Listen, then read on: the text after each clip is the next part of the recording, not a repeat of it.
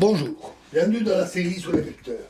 Alors nous continuons sur les tenseurs et nous allons voir parler des tenseurs d'ordre 3. Alors on peut utiliser un nombre quelconque de valeurs pour réaliser les produits tensoriels. Considérons par exemple trois vecteurs de En, c'est-à-dire x égale xi ei, y égale yj ej et z égale zk ek. Et effectuons tous les produits de leurs composantes contravariantes de manière que on ait uijk égale xi yj zk. On a ainsi n cube quantité et elle constitue les composantes contravariantes du produit tensoriel des vecteurs x, y et z. Ce produit tensoriel est un tenseur d'ordre 3. Après un changement de base de n, on obtient les relations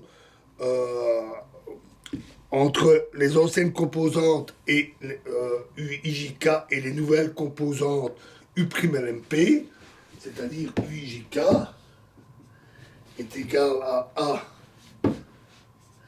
i l a j m a k p u l m p, où u'lmp est bien sûr x'l fois y'j fois z'p.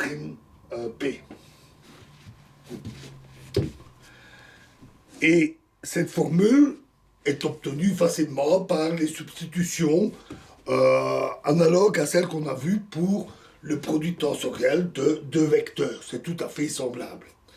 Elle généralise donc la formule de changement de base des composantes contravariantes d'un tenseur d'ordre 2. On peut calculer de même les composantes covariantes uijk du produit tensoriel des trois vecteurs x, y, z à partir de leurs composantes covariantes, c'est-à-dire uijk égale xi yj zk.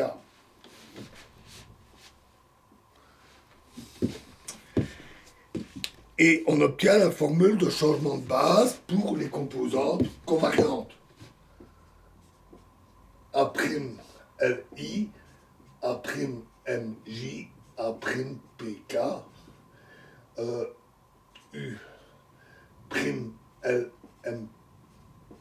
L'MP, qui est égal bien sûr à x'l, y'j, z'p. Ici je me suis trompé, c'est M et là y'M. Formule qui généralise celle que l'on avait vue.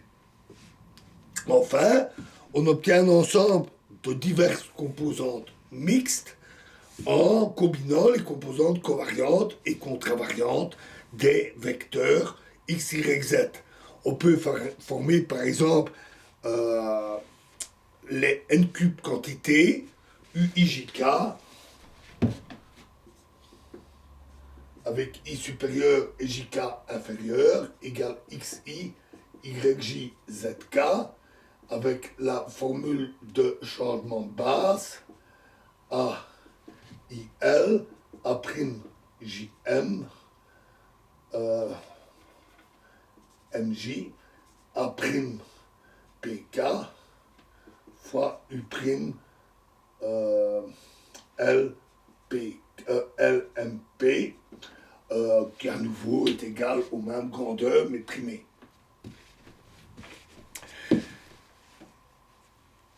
Et la formule de changement de base se vérifie facilement avec les substitutions appropriées des changements de base de vecteurs.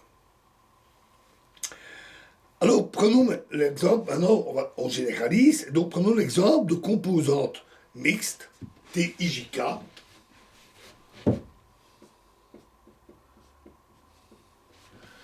d'un tenseur d'ordre 3 quelconque, qui n'est donc pas nécessairement le produit tensoriel de 3 vecteurs.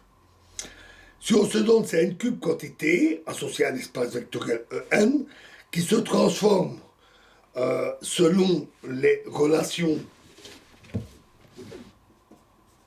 AIL, A'Mj, A'PK fois T prime LMP et T prime LMP égale A prime LI A JM AKP fois T prime fois T IJK. Alors, ces n cube quantités sont les composantes mixtes d'un tenseur d'ordre 3. Les autres formules de changement de base servent de même à caractériser les composantes contravariantes et covariantes des tenseurs d'ordre 3. Ainsi qu'on le voit, ces formules généralisent de manière assez évidente celles qui servent à définir les composantes des tenseurs d'ordre 2. Ces relations font apparaître la règle générale des formules de changement de base des composantes d'un tenseur quelconque selon la variance des indices, c'est-à-dire le fait qu'il est contravariant supérieur ou covariant inférieur. On utilisera les quantités A ou A' qui définissent le changement de base des vecteurs de EM. Ainsi qu'on verra bientôt, toutes ces diverses composantes d'un tenseur euclidien, se calculent les unes des autres facilement et constituent les différentes décompositions d'un tenseur sur des bases différentes. Donc voilà pour cette généralisation qui n'était pas bien difficile.